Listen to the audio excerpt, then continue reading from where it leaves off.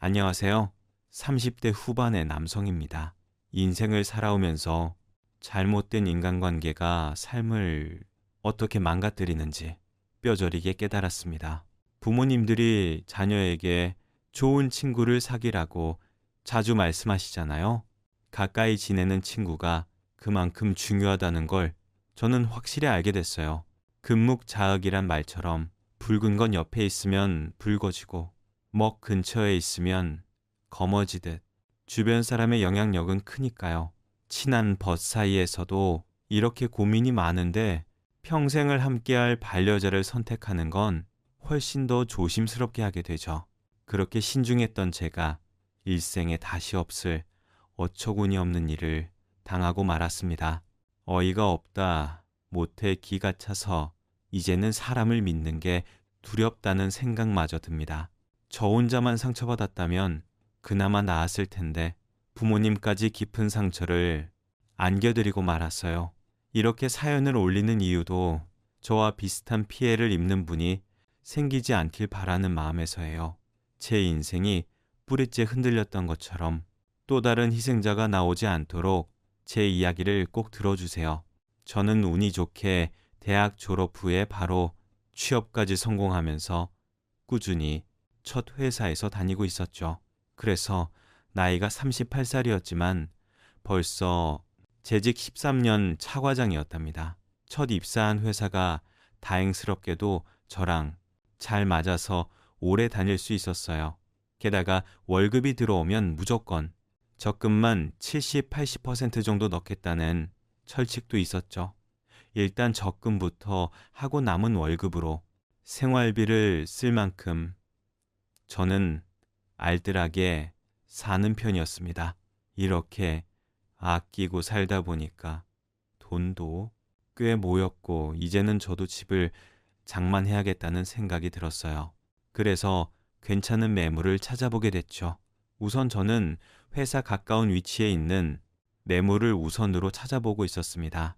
그러다가 회사와 가까우면서도 투자, 가치가 있는 좋은 매물이 올라온 걸 보게 됐어요.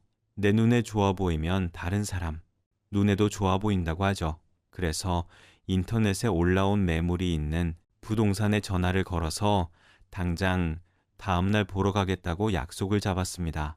그리고 다음날 부동산에 가게 됐는데 그때 저를 반겨준 사람은 김은영 실장이라는 사람이었어요. 사무실에 들어가자마자 반갑게 인사하는 실장한테 어색하게 물었죠. 안녕하세요. 땡땡 아파트 20비층 집 나온 거 보러 왔는데요. 어제 전화 주셨죠? 보신 매물이 급매로 나온 건데 지금 여기저기서 문의 들어오고 있거든요. 있을 때 먼저 잡은 사람이 계약하는 거니까 한번 보시고 빨리 결정하시는 게 좋을 것 같아요. 그러면서 그 실장은 급매로 나온 매물이 얼마나 투자 가치가 있는지 설명하기 시작했습니다. 친절하게 안내해주면서 부동산 전문가 같은 모습으로 설명을 해줬어요. 보시면 이 매물이 여기까지 도보로 5분 거리라 직장인 분들이 많이 찾는 위치예요. 게다가 마트도 20분 거리에 있고 병원도 근처에 있어서 생활, 인프라도 잘 조성된 곳이라 인기가 정말 많아요. 회사원처럼 보이시는데 어디 회사 다니고 있으세요? 아, 저는 여의도로 출퇴근하고 있어요. 그럼 이 매물이 딱이시네요. 역까지. 도보 5분의 이름으로 집 구조 잘 빠진 매물 찾기 진짜 힘들어요. 돈 좀 있다 하는 분들은 이런 매물 나오면 직접 보지도 않고 우선 계약금부터 보내는 분들도 있어요. 그만큼 찾는 분들이 많아서 절대 가격이 떨어질 일이 없다니까요. 저는 회사랑 가깝고 높은 층이 마음에 들어서 부동산까지 간 건데 여자 실장의 이야기를 들어보니까 투자 가치도 있는 매물이었어요. 그래서 더 고민할 필요도 없이 당장 계약하게 됐죠. 처음 해보는 내 집 마련이라 모르는 게 많았는데 친절한 실장을 만나서 좋은 거래를 한 것 같았습니다. 그렇게 저는 그동안 모아둔 돈과 대출 조금 받아서 첫 내 집 마련에 성공했어요. 그렇게 부동산 계약을 하게 되면서 저도 여러 정보를 알게 됐죠. 나이가 저보다 1살 어렸는데 여자 실장은 저한테 이렇게 말했습니다. 첫 거래치고 정말 좋은 매물 보고 오신 거예요. 혹시 부동산 투자 관심 있으시면 저한테 편하게 연락하세요. 요즘 시세나 투자 가치 있는 물건들은 저 같은 사람이 봐야 더 잘 보인다니까요. 친절하고 일에 사명감도 있어 보여서 사람이 참 괜찮아 보였습니다. 처음으로 내 집 마련했던 날이 바로 인연의 시작이었죠. 부동산 투자가 대세였던 그때 가깝게 지내서 나쁠 사람처럼 보이지 않았어요. 그래서 이런저런 부동산 정보를 묻다가 가까워진 사이였습니다. 사람 인연은 어디서 어떻게 만날지 모른다는 말이 실감나게 될 만큼 자연스러운 만남이었죠. 그래서 정말 특별한 운명인가 싶은 생각까지 들었어요. 워낙 성격이 내성적이었던 저와 다르게 성격이 밝고 활발한 모습에 저도 모르게 끌리게 됐습니다. 그렇게 부동산에서 처음 만나 저희 예비 아내가 된 거죠. 그 후 1년 정도를 연애를 하게 되면서 저는 예비 아내와 결혼까지 결심하게 됐어요. 연애 1년하고 결혼을 결심하기엔 짧은 기간이라고 하실 수도 있겠지만 예비 아내가 그동안 어떻게 했는지 아시면 왜 그랬는지 이해하실 겁니다. 저희 부모님은 예비 아내가 현모양처감이라고 할 만큼 입이 마르고 닳도록 칭찬하셨죠. 예비 아내와 연애를 시작하고 처음 알게 된 사실은 아픈 동생이 있다는 거였어요. 항상 웃는 얼굴에 밝아 보이던 예비 아내였는데 남동생 전화를 걱정스러운 표정으로 받는 걸 보고 물어보게 됐습니다. 그러자 눈물을 글썽거리면서 저한테 안타까운 가정사를 털어놨었죠. 내 남동생 유망주로 불릴 만큼 뛰어난 야구선수였어. 그런데 갑자기 교통사고 당하고 몸이 불편해져서 휠체어 신세까지 지게 된 거야. 동생이 아프니까 나라도 병원비 보태겠다 싶어서 대학도 포기하고 무조건 돈 벌겠다는 생각으로 살았어. 많이 힘들었겠다. 그래서 지금은 동생이 좀 어떤 상태야? 늘 똑같아.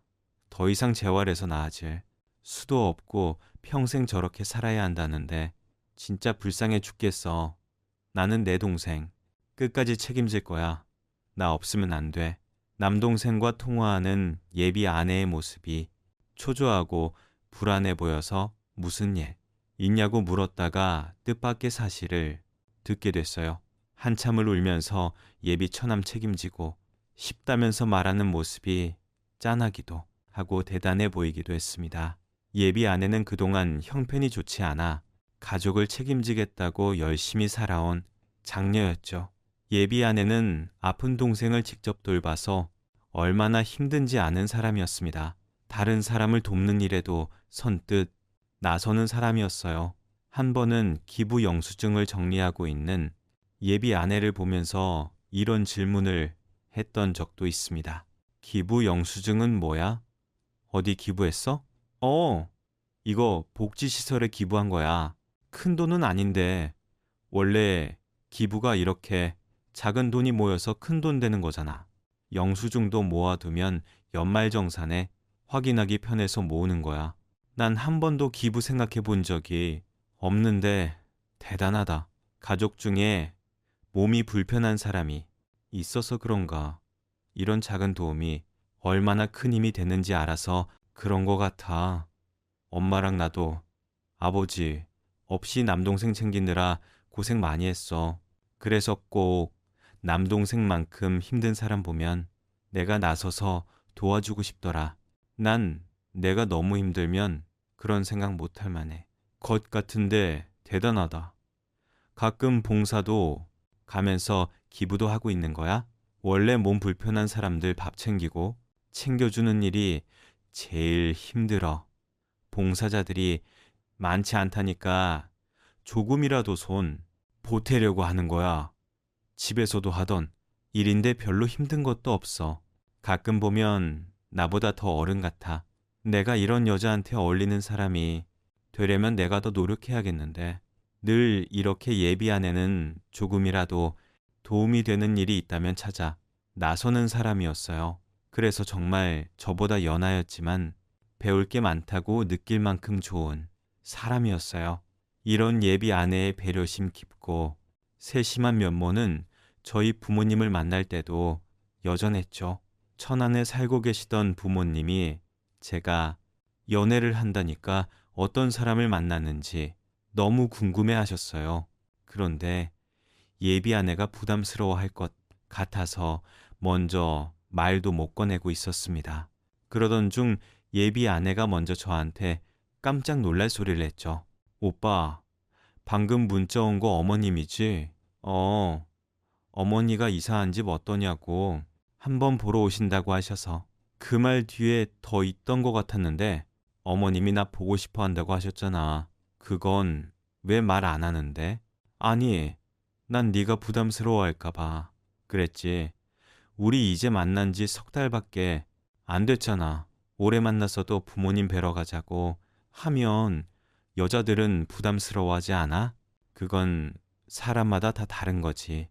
우리가 어린 나이도 아닌데 가족들도 만나면서 왕래하고 지내야 나중을 생각해서라도 더 좋은 거 아니야? 오빠, 나랑 연애만 하고 말 거야? 아니, 그런 건 아닌데. 시기적으로 좀 더 만나다가 말해야 되나 싶었지. 오빠가 중간에서 그렇게 말하면 어머님은 내가 피한다고 생각하실지도 몰라. 그러니까 이번 주말에 어머님께 다녀오자. 지금부터 열심히 어머니께 점수 좀 따야지. 예비 아내는 밝은 표정으로 먼저 저희 어머니를 보러 가자는 말까지 했습니다. 그러면서 천안에 갈 때 뭘 사가면 좋을지 고민하기 시작했어요. 선물까지 고민하면서 저희 부모님이 뭘 좋아하는지 묻는 모습에 괜히 기분이 좋았죠. 그렇게 저는 부모님을 뵈러 예비 아내와 천안까지 내려가게 됐습니다. 밝게 인사하는 예비 아내를 보자 어머니는 한바구음을 지으며 말하셨어요. 어서 와요. 서울에서 내려오느라 고생 많았죠. 아니에요. 어머님 뵈러 오는 길이라 그런지 하나도 안 힘들었어요. 아이고, 우리 아들이 입만 열면 칭찬만 하더니 왜 그랬나. 꼭 알겠네. 어머니는 예비 아내와 인사를 나누기만 했을 뿐인데 성격 한번 시원시원하고 좋다면서 좋아하셨죠. 아버지도 예상보다 더 서글서글한 예비 아내의 성격에 같이 웃으셨습니다. 그러다 다 같이 앉아서 화기애애하게 밥을 먹고 있는데 아버지가 잠시 전화를 받으러 가셨어요. 그런데 잠시 전화를 받으러 간 아버지 통화가 길어지는 것 같길래 어머니께 무슨 일 있냐면서 물었죠. 그러자 어머니가 땅이 꺼져라 한숨을 내쉬면서 답답한 표정으로 말하셨습니다.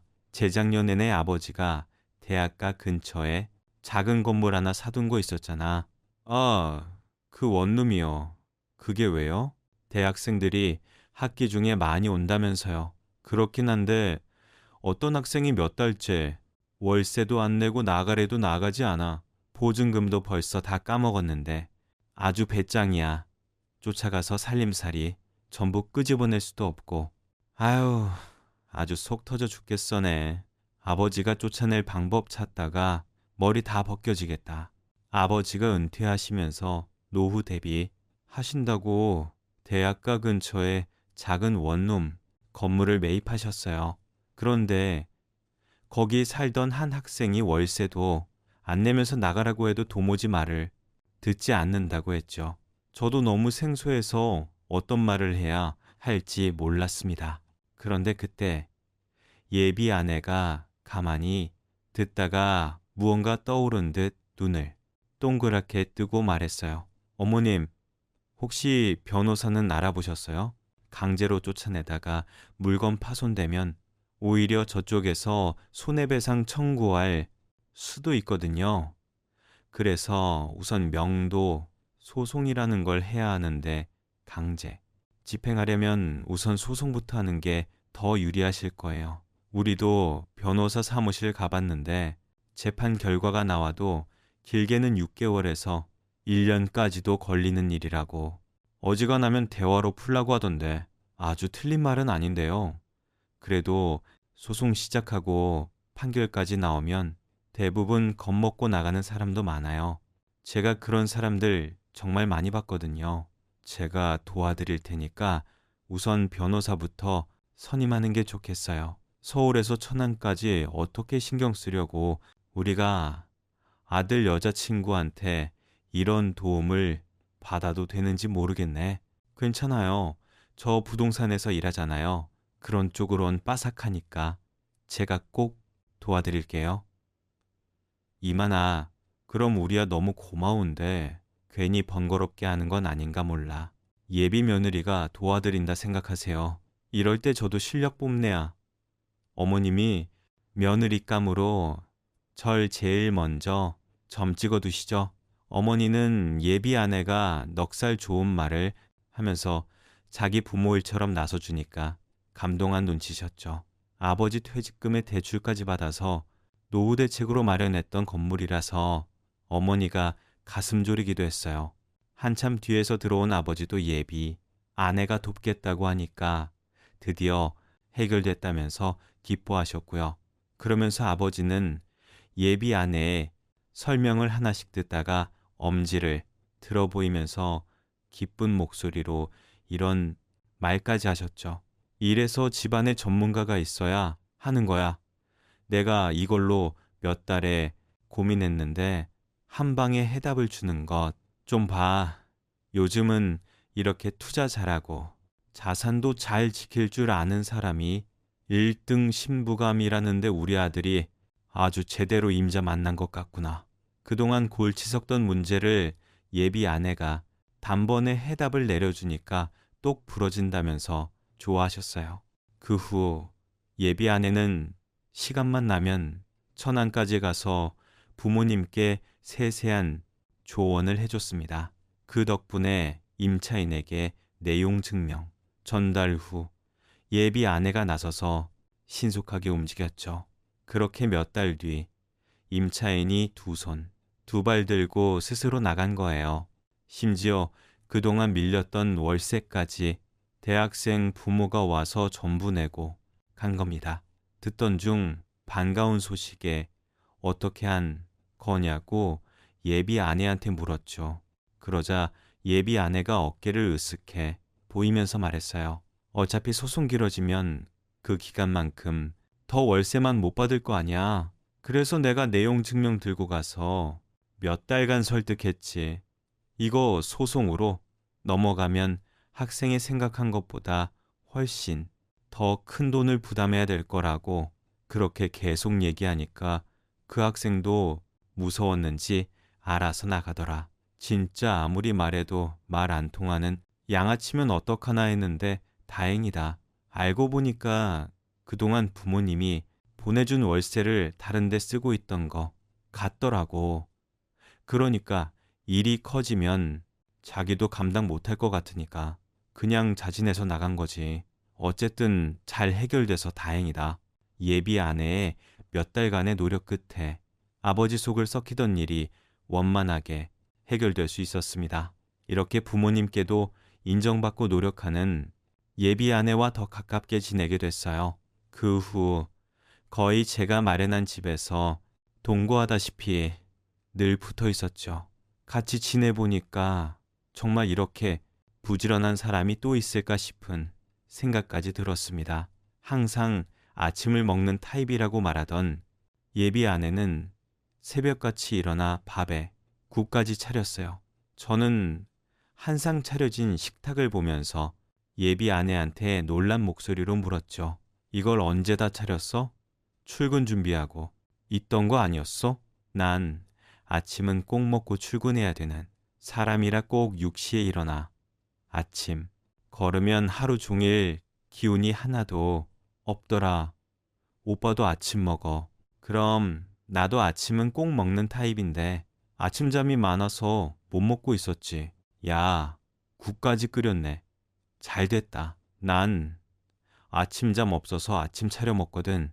그럼 저녁에는 오빠가 청소를 담당하고 내가 아침에 밥 차리면 되겠다. 예비 아내와 저는 이렇게 생활 습관도 잘 맞았어요. 평소 아침잠이 많던 저는 아침에 시리얼이나 빵으로 때우곤 했습니다.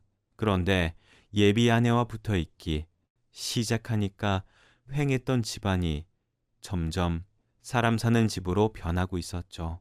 그래서 저도 예비 아내에게 도움이 될 만한 사람이 되고 싶었어요. 그래서 예비 아내에게 조심스럽게 말했습니다. 이번 주에 어머니랑 동생 보러 간다고 했지. 나도 같이 갈까? 어? 오빠 주말에 안 쉬고 우리 집 가려고? 너도 우리 부모님 뵙고 인사드렸잖아. 그러니까 나도 이번에 한번 뵙고 오면 어떨까 해서. 그래, 내가 엄마한테 미리 말해둘게. 나랑 같이 가자. 제 말에 예비 아내는 잠시 당황하더니 알겠다고 했어요. 그렇게 떨리는 마음으로 처음 예비, 장모와 예비 처남을 만나게 됐던 거죠. 아무래도 아픈 가족이 있다 보니까 더 긴장하기도 했습니다. 괜히 실수라도 할까봐 미리 어떤 행동을 해야 되나 찾아보기도 했어요. 그리고 처음으로 예비 아내의 집에 갔는데 부끄럽게 민망할 만큼 저를 많이 반겨주셨죠. 게다가 예비 장모는 저에 대해 모르는 게 없을 만큼 제가 깜짝 놀랄 말까지 하셨습니다. 저한테 어떤 말까지 하셨는 줄 아시나요? 우리 딸 남자친구가 경주 최가라면서? 네, 맞아요. 그런 것도 기억하세요? 옛날 사람이라 괜히 궁금해서 우리 딸이 하도 좋다고 하니까 누구한테 푹 빠졌나 궁금해서 물어보다 그런 것까지 물어봤네. 난 대체 언제 인사시켜 주려나 오매 불만 기다렸어. 이렇게 보니까 인물도 훤칠하고 아주 얼굴에 복이 가득해 보이네. 죄송해요. 그동안 이사도 하고 바빠서 얼른 찾아뵐 생각도 못했네요. 아유, 괜찮아. 그동안 나도 한창 바빠서 딸이 하는 말 듣기만 했었는데 뭘 내가 어른인데 진작에 정식으로 초대할 걸 그랬네. 예비 아내가 장난처럼 물었던 기억이 있는데 그때 제가 대답한 걸 예비 장모에게 전달했던 것 같습니다. 조금 당황하긴 했지만 제가 너무 늦게 인사를 드리러 온 것 같아 죄송스럽기도 했어요. 그 후 예비 장모와 가까워진 저는 예비 아내가 왜 그렇게 남을 돕는 일에 솔선수범하는지도 알게 됐습니다. 바로 예비 장모 직업이 요양보호사였었죠. 어려운 환경에서도 예비 아내가 엇나가지 않고 살아낸 이유가 이런 집안 분위기 영향도 있었겠다 싶었죠. 그 후 예비 처남을 데리고 다 같이 산책을 나가게 됐어요. 저는 휠체어를 밀고 있는 예비 장모에게 조심스럽게 물었습니다. 제가 좀 도와드려도 될까요? 저도 예비 처남이랑 좀 더 친해지고 싶어서요. 내가 휠체어 끌고 있으면 다른 사람들은 다 자기가 해주겠다면서 무작정 손부터 뻗던데. 원래는 자네처럼 이렇게 먼저 물어보고 상대가 동의하면 돕는 게 맞는 거야. 몸이 불편하다고 무조건 도움을 바라는 게 아니거든.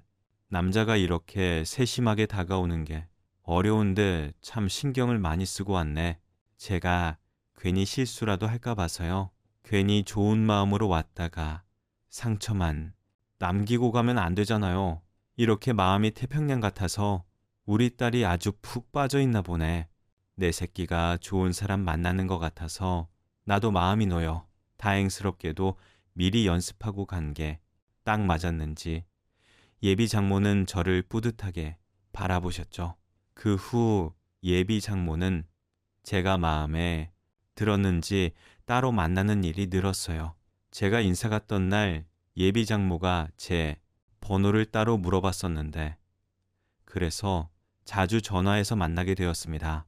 그때도 여름이었는데 한 번은 퇴근하고 예비 장모가 저를 만나러 오셨죠. 그래서 무슨 일인가 했는데 저한테 반가운 목소리로 이렇게 말했어요. 요새 날이 더워서 내가 좋은 재료 넣고 한방 백숙 해주고 싶어서 자네 집에 가서 요리해주고 싶은데 괜찮나? 그럼요. 근데 손이 많이 갈 텐데 괜히 번거로우신 거 아니에요? 아니야. 우리 아들 한번 해줬는데 금방 끝났어. 우리 은영이도 퇴근하고 온다니까. 셋이 같이 해 먹자. 예비 장모는 직접 구한 귀한 한방, 재료라면서 재료도 한가득 챙겨 오셨습니다. 그래서 그날 예비 아내와 셋이 저녁을 먹게 됐죠. 그런데 같이 밥을 먹는 내내 예비 장모는 닭고기를 발라 제 그릇에 놔주기 바쁘셨어요. 감사하긴 한데 예비 장모가 그렇게 하니까 저는 괜히 부담스러운 마음에 이렇게 말했습니다. 이러다가 닭 한 마리를 저 혼자 다 먹겠어요. 남자가 잘 먹어야지. 깨작깨작. 먹으면 먹은 것 같지도 않아.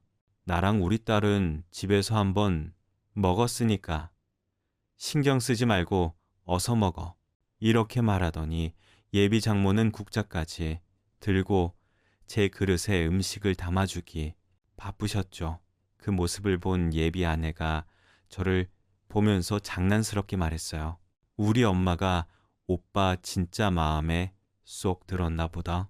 닭다리 2개, 다 오빠 준 것도 모자라서 몸통도 다 전부 오빠만 주네. 엄마는 이제 딸도 안 보이나 봐. 원래 예비 사위 될 사람 아껴줘야 그 사랑이 자식한테 다 가는 거랬어. 넌 잔소리 말고 알아서 잘 챙겨 먹어. 예비 장모의 말에 저와 아내는 배를 잡고 웃기도 했습니다. 그 후에도 예비 장모는 꼭 벌써 결혼이라도 한 것처럼 저를 많이 챙겨주셨죠. 심지어는 제 생일에 예비 아내도 모르게 제가 일하는 회사까지 오셔서 이런 말까지 하셨어요. 아들 생일이다 생각하고 챙기려고 했는데 도무지 뭘 줘야 될지 모르겠어서 이거 큰 돈은 아니고 상품권인데 필요한 거 살 때 써. 현금은 너무 정없는 것 같아서 내가 백화점 한참 놀다가 상품권 겨우 사온 거야. 저 이런 거 필요 없어요. 뒀다가 어머님 쓰세요. 됐어. 다 늙어서 내가 백화점에서 살 게 뭐가 있다고 이걸 다시 가져가겠어. 자네한테 좋은 거 하나 골라다 주고 싶었는데 내가 영 아무 게 없어서 미안하네. 아닙니다. 전 이걸로도 정말 감사드려요. 그때 예비 장모에게 상품권을 선물로 받으면서 만감이 교차했습니다. 그렇게 생일을 챙겨주시고도 미안하다고 하는 예비 장모의 깊은 마음에 감사하기만 했죠. 그때 예비 장모는 콩 안쪽도 저한테 챙겨주고 싶어 하는 분이셨어요. 이런 관계가 지속되다 보니까 자연스럽게 예비 아내와 결혼까지 생각하게 됐습니다. 저희 부모님도 예비 아내가 집안 행사에 솔선수범하는 모습 때문이기도 했죠. 한 번은 친할아버지 제사라 저 혼자 천안에 가보려고 했었어요. 솔직히 명절도 아니라 그냥 혼자 가려고 했는데 예비 아내가 저를 따라 나서는 겁니다. 이렇게 예비 아내는 저희 집 행사에도 늘 제일 먼저 나서서 가려고 했죠. 그래서 저희 어머니는 예비 아내가 온다고 하면 저보다 예비 아내가 좋아하는 음식들만 따로 준비하기도 하셨어요. 그리고 제사가 끝나고 집에 갈 때는 예비 아내가 잘 먹던 음식을 유심히 보고는 따로 챙겨주면서 손을 꼭 잡고 말하셨습니다. 아까 보니까 맛있게 잘 먹길래 몇 가지 담아봤어. 넉넉히 챙겼으니까 꼭 집에 가져가서 어머니랑 남동생이랑 같이 먹어. 언제 이런 걸 다 챙기셨어요? 제사 준비하느라 힘드셨을 텐데 제가 괜히 와서 부담드린 거 아닌가? 모르겠네요. 무슨 그런 말을 해. 옆에서 나보다 더 열심히 일했잖아. 이렇게 와줘서 너무 고마워. 이렇게 양가 부모님도 뵙고 연애를 1년 정도 하니까 저도 이제는 결혼해도 괜찮을 사람이라는 생각이 들었죠. 무엇보다 양가 부모님께 잘하고 다른 사람 배려할 줄 아는 예비, 아내의 모습에 평생을 같이 해도 괜찮은 사람이라는 걸 느끼게 됐어요. 항상 알뜰하고 낭비를 모르던 예비 아내는 결혼 준비를 하면서도 실속 있게 준비할 수 있었습니다. 딱 이렇게만 들었을 때 예비 아내가 어떻게 보이시나요? 정말 1등 신부감이 따로 없다. 쉽지 않습니까? 요즘 여자들 중에는 찾아보기 힘들다 싶을 만큼 현명하고 좋은 사람이었죠. 그런데 이런 천사 같은 예비 아내의 실체가 드러난 건 바로 결혼식 당일이었어요. 바로 초대받지 않은 불청객이 충격적인 사실을 밝히러 결혼식장에 나타난 겁니다. 결혼식 당일 저는 손님들을 맞이하느라 식장 앞에 서 있었죠. 그런데 한창 손님 맞이를 하던 중 낯선 60대 중년 여성이 저를 보더니 심각한 얼굴로 다가왔어요. 그러더니 저한테 정말 황당한 소리를 하는 겁니다. 박정수 씨죠? 저 좀 잠깐 보시겠어요? 네. 누구신데요? 박정수 씨 찾아왔습니다. 여기서 말하긴 좀 그렇고 지금 잠시 저한테 시간을 내주시면 박정수 씨 인생이 바뀔 겁니다.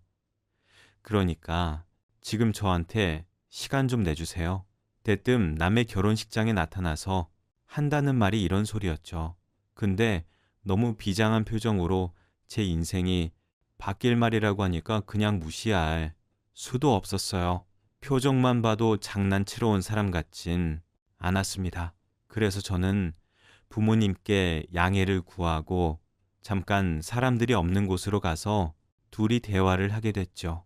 그런데 그 낯선 중년 여자가 무슨 말을 했는지 짐작이 가시나요? 조용한 곳에 오자 중년 여성은 심각한 목소리로 예비 장모를 가르치며 충격적인 말을 하는 겁니다. 당신 지금 속고 있어요. 저 여자 가짜예요. 제가 진짜 김은영 친엄마 되는 사람이라고요. 네? 친엄마라고요? 전 금시초문인데요. 그게 무슨 소리예요? 나 믿고 얼른 이 결혼 취소해요. 당신이 결혼할 여자 이름 빼고 다 가짜니까 얼른 이 결혼 취소하라고요. 갑자기 나타나서 이렇게 말하면 제가 그쪽 말을 어떻게 믿고 취소합니까? 증거 있어요. 이 동영상 좀 보세요. 김은영, 그 여자 애까지 있는 유부녀예요. 중년 여성은 휴대폰 동영상을 보여주면서 자기 말 좀 믿어달라고 애원했습니다. 저는 중년 여성이 내민 영상을 보고 정말 깜짝 놀랐죠. 영상 속에는 예비 아내가 갓난아이를 품에 안고 낯선 남자와 찍은 게 보였어요. 정말 상상도 못한 충격적인 사실에 저는 너무 놀라서 말문이 막혔습니다. 그런 저를 보고 중년 여성이 이렇게 말했죠. 일단 결혼식 취소해요. 내가 다 설명할게요.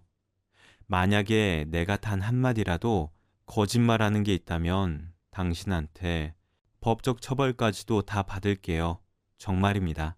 혼란스러웠지만 영상 속에 아이를 안고 있는 모습과 목소리 말투는 누가 봐도 예비 아내였어요. 그래서 저는 결혼식장 관계자에게 사정을 말하고 직접 안내 방송을 했습니다. 오늘 예정된 신랑 최종원과 신부 김은영의 결혼식은 개인 사정으로 취소되었습니다. 하객 여러분께 진심으로 사죄드리며 따로 연락드리도록 하겠습니다. 저는 이 안내 멘트가 반복적으로 방송될 수 있게 해달라고 부탁드리고 부모님께 전화를 걸었죠. 무슨 일이냐면서 묻는 부모님께 우선 하객 정리 좀 도와달라고 부탁드렸어요. 제가 섣불리 말하면 충격을 받으실까봐 우선 상황 정리를 부탁드렸습니다. 그때 부모님은 일이 생긴 걸 직감하셨는지 저를 도와주셨어요. 그 후 저는 60대 중년 여성과 함께 신부 대기실로 갔어요.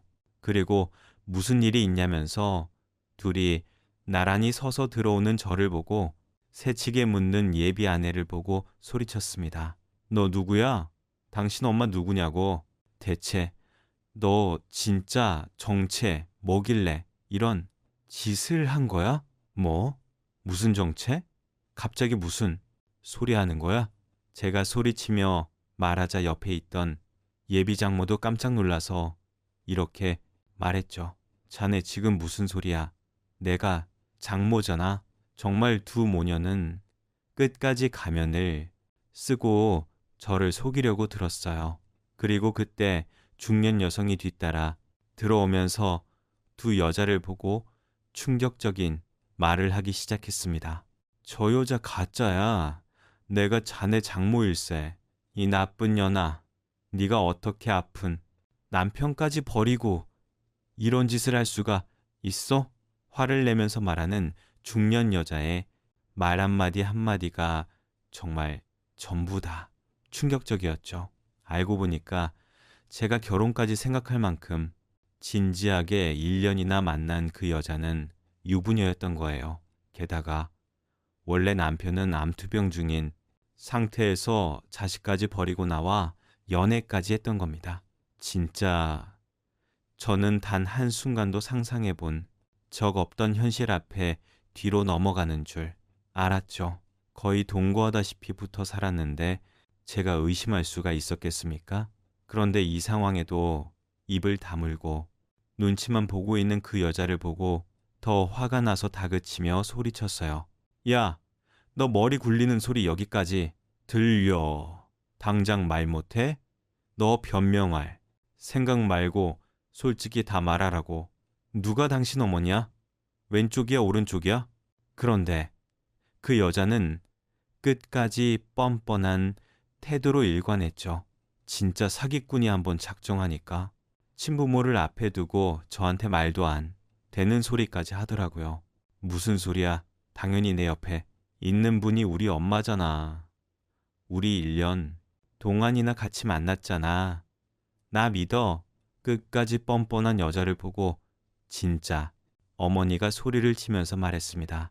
이 뻔뻔한 년아, 내가 너 이렇게 살고 있을 줄 알았어? 자기 엄마한테 뭐 아줌마? 남편이 암투병으로 사경을 헤매는데 새끼들도 버리고 이런 짓을 하고 있었어.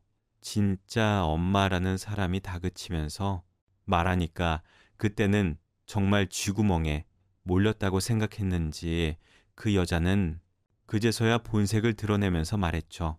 야, 내가 오지 말라고 했잖아. 내가 내 잡으러 온 거야. 제발 사람들한테 피해 좀 주지 말라고 했냐 안 했냐. 사기치다가 교도소까지 갔다 왔으면 정신 좀 차려야지. 언제까지 인생을 이렇게 살 거야?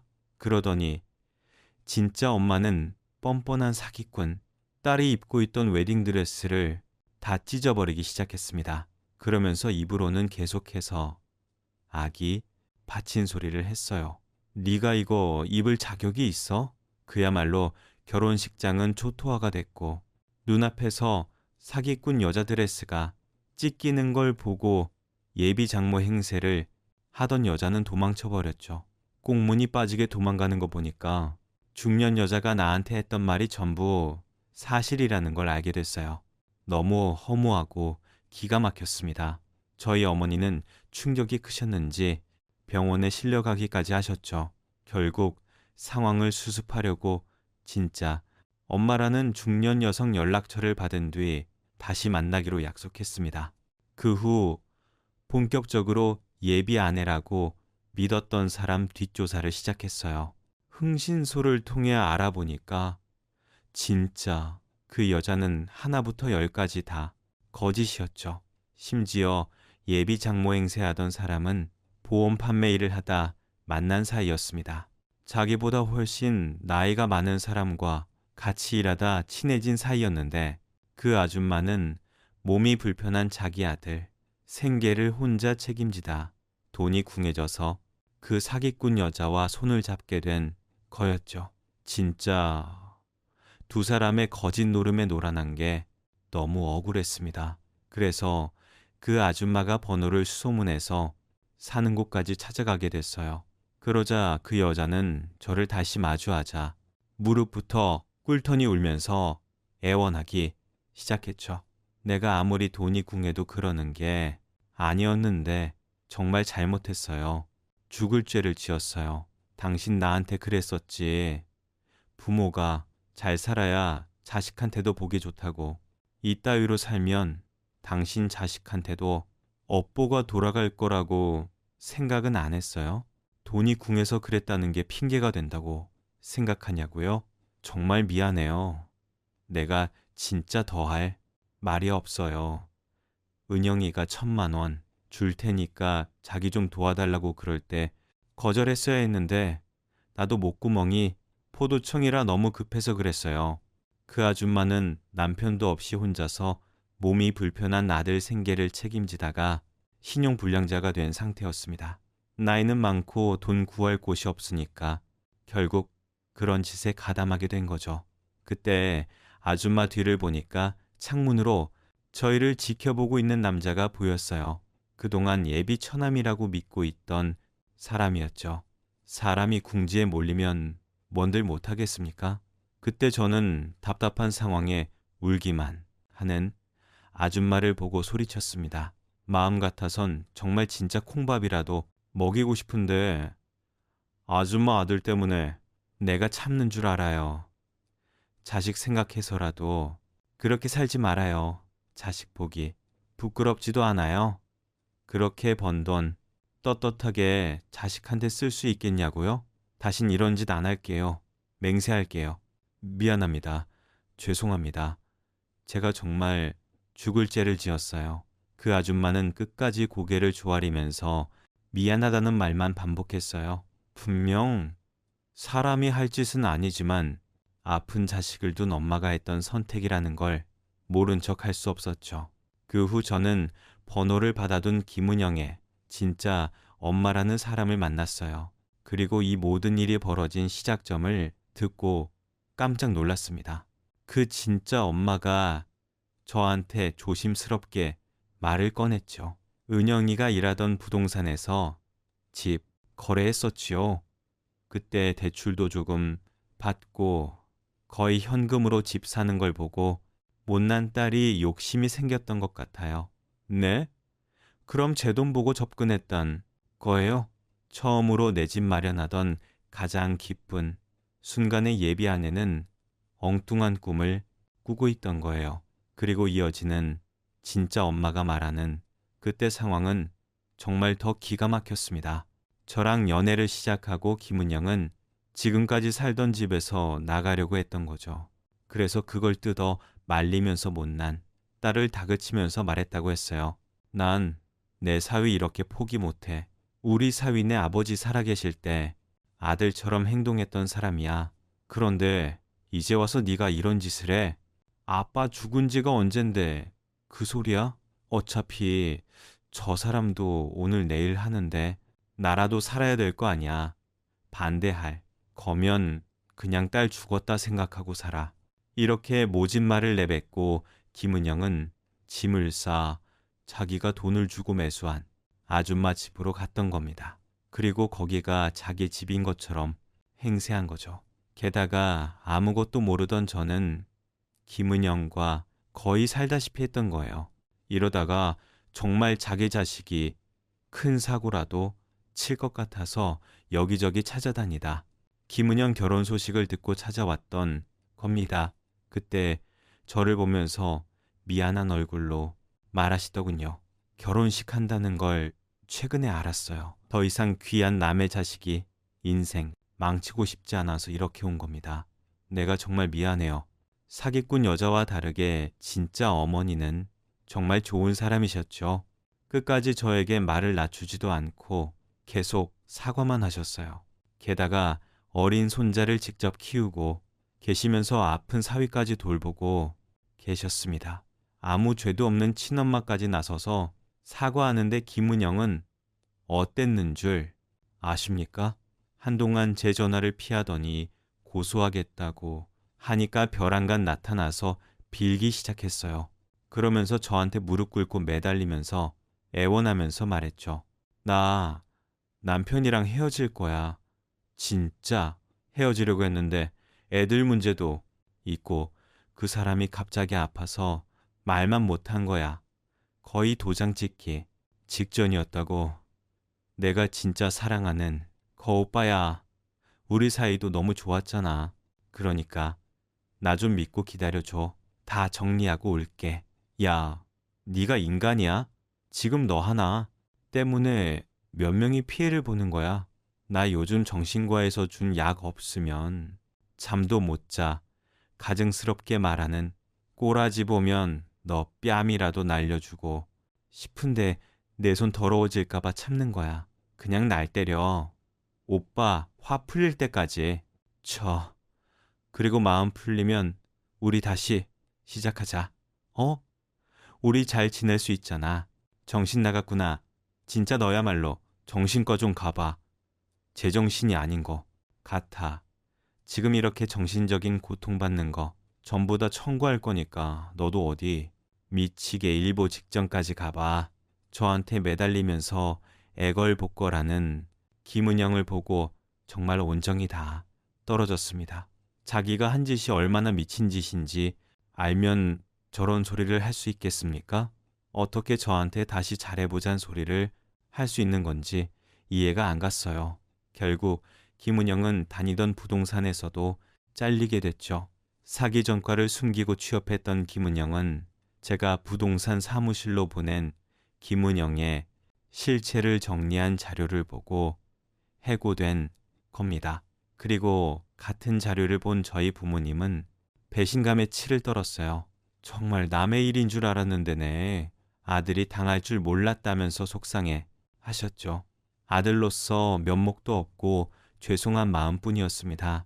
그런데 그 와중에 저는 충격적인 소식을 듣게 됐죠. 그동안 너무 죄스러운 마음에 김은영의 진짜 엄마에게 가끔 연락하면서 지내고 있었어요. 아무리 몰랐다 해도 그 집안에서 저도 죄인이나 다름없다고 생각했습니다. 그런데 결국 투병 중이던 김은영의 남편이 세상을 떠나게 된 거죠. 그때 진짜 엄마를 통해서 주소를 받아서 그분이 있는 납골 땅에 가서 저는 눈물로 사죄했어요. 너무 미안해서 무릎까지 꿇고 목 놓아 울었습니다. 그리고 그날 저는 김은영의 친모를 만나서 2천만 원을 건네며 말했죠. 이거 손주들 교육비나 생활비에 보태 쓰세요. 이런 거 필요 없어요. 가져가요. 내 손주들. 내가 정직하게 잘 키우고 있어요. 이러면 내가 더 미안하니까 어서 가져가요. 제가 너무 죄송해서 그럽니다. 아무리 몰랐어도 상황만 보면 저도 나쁜 놈이에요. 그러니까 제발 받아주세요. 안 그러면 저도 미쳐버릴 것 같아서 그럽니다. 제 마음 편하자고 드리는 거니까 너무 부담 갖지 마세요. 끝까지 돈은 못 받겠다는 분에게 저는 기어코 돈을 두고 왔어요. 그런데 이 와중에 김은영이란 여자는 정말 대단한 여자였습니다. 세상에 남편 사망 보험금까지 챙겨서 자기 엄마와 자식들 다 두고 혼자 도망친 거 있죠. 제가 돈을 두고 오는데 김은영 친엄마께서 저한테 한탄하며 말해서 알게 됐어요. 그때도 그 여자한테 정신적인 피해, 보상소송을 진행하고 있었는데 진짜 지구 끝까지 쫓아가서 피해 보상 청구 금액을 받아내겠다고 다짐했습니다. 정말 이 정도면 사람도 아닌 거 아닙니까? 어떻게 자식까지 버리고 도망을 갈 수 있는 건지 입이 벌어졌어요. 대한민국의 사기꾼 같은 여자들이 더 이상 활개치고 다니지 않길 바라는 마음에 쓴 제 사연입니다. 아마 이걸 들으신 시청자님 중에 저처럼 자식들이 결혼 예정인 사람도 있으실 거예요. 한 번씩 들으시고 제 사연이 사람을 거르는데 많은 도움이 되길 바라는 마음뿐이죠. 분명 다 듣고 저를 바보 같다고 손가락질하면서 욕할 수도 있다고 생각합니다. 전부 다 인정하고 겸허히 들을게요. 이런 일을 겪은 만큼 앞으로 지혜를 쌓고 사람 보는 눈을 기르도록 해야겠죠.